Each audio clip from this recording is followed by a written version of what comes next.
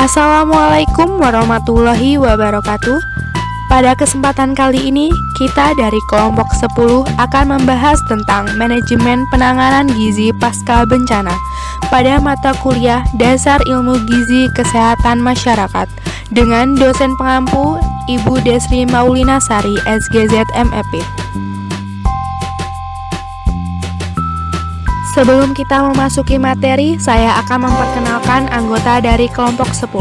Yang pertama, Yunida Safira, kemudian Naufal Rido, Ilwa Sabrina, Ade Rahmadanita, Safa Salsabila, Galudia Prameswari, kemudian yang terakhir Martina Enahak. Pertama, kita akan membahas apa itu bencana. Apakah kalian sudah tahu apa itu bencana? Bencana merupakan kejadian luar biasa yang terjadi di luar kendali manusia, tanpa diketahui waktu terjadinya dan seberapa besar dampak kerugian yang akan ditimbulkan. Potensi bencana di Indonesia yaitu gempa bumi, tsunami, banjir, tanah longsor, kekeringan, kebakaran hutan dan lahan, gunung api, dan masih banyak lagi. Apa saja dampak sebuah bencana? Secara fisik, bencana-bencana tersebut tentu berdampak pada rusaknya sarana dan prasarana, permukiman, juga fasilitas umum lainnya, termasuk fasilitas kesehatan. Hal ini membuka peluang munculnya bencana baru seperti KLB penyakit tertentu. Masalah yang seringkali luput dari perhatian ialah kecukupan gizi bagi penyintas bencana atau penurunan status gizi.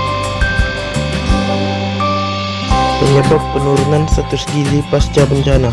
Kementerian Kesehatan RI 2016. 1. Layanan kesehatan terbatas. 2. Terputusnya jalur distribusi makanan. 3. Sanitasi yang buruk. Beberapa masalah lain yang dapat timbul akibat penurunan status gizi pasca bencana. 1. Diare. Diare dapat disebabkan karena konsumsi air minum dan makanan tidak higienis, serta sanitasi yang buruk. 88% kematian anak di seluruh dunia disebabkan karena diare. 2. Terganggunya tumbuh kembang anak. Kekurangan gizi pada anak-anak dapat menyebabkan perkembangan fisik, motorik, serta intelektual menjadi terganggu, sehingga akan menghasilkan generasi penerus dengan intelektual lemah yang dapat menghambat pembangunan nasional. Dan yang terakhir adalah kematian. Kurangnya gizi ditambah dengan penyakit lain seperti diare dapat mengancam nyawa para penyintas bencana.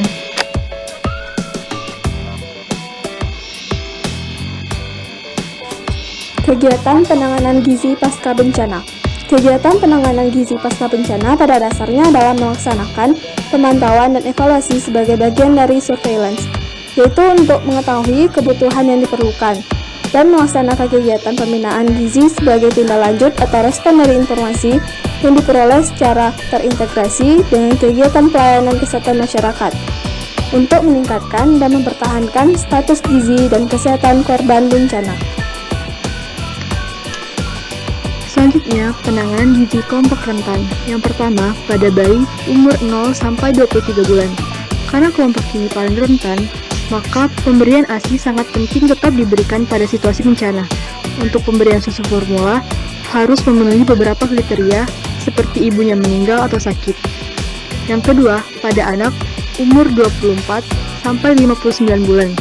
Makanan yang diberikan sebaiknya yang tinggi energi, vitamin, dan mineral. Makanan pokok yang dapat diberikan seperti nasi, ubi, jagung, lauk pauk, sayur, dan buah. Selanjutnya, pada ibu hamil atau menyusui. Ibu hamil, penambahan energi sebanyak 300 kalori dan 17 gram protein. Sedangkan pada ibu menyusui, perlu penambahan energi 500 kalori dan 17 gram protein. Selain itu, perlu diberikan anjuran gizi dan kesehatan melalui kegiatan konseling seperti pendistribusian tablet tambah darah. Yang terakhir, pada lanjut usia, diperlukan makanan porsi kecil, tetapi padat gizi dan mudah dicerna. Pemberian makanan pada lansia harus memperhatikan faktor psikologis dan fisiologis agar makanan yang diberikan dapat dihabiskan. selanjutnya yaitu tentang penanganan gizi pada kelompok dewasa.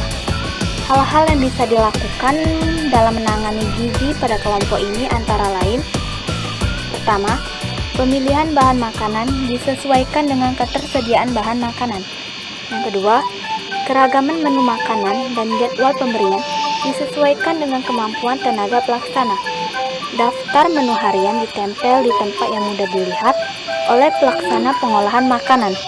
Yang ketiga, pemberian makanan atau minimal suplemen harus didasarkan pada anjuran petugas kesehatan yang berwenang.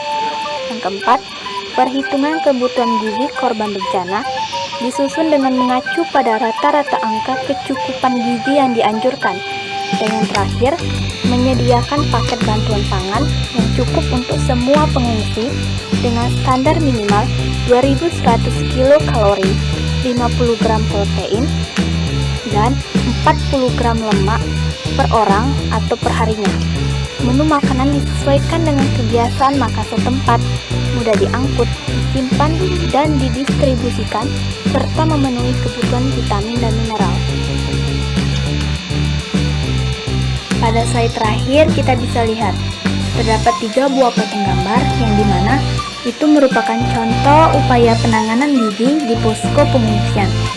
Gambar yang paling atas itu terdapat 2 orang ibu sedang melakukan pemantauan gizi dengan cara melakukan penimbangan berat badan pada balita. Pada gambar yang di bawahnya tentang konseling atau pemantauan gizi, dan gambar yang terakhir tentang pengawasan proses pengolahan makanan di dapur umum terpadu.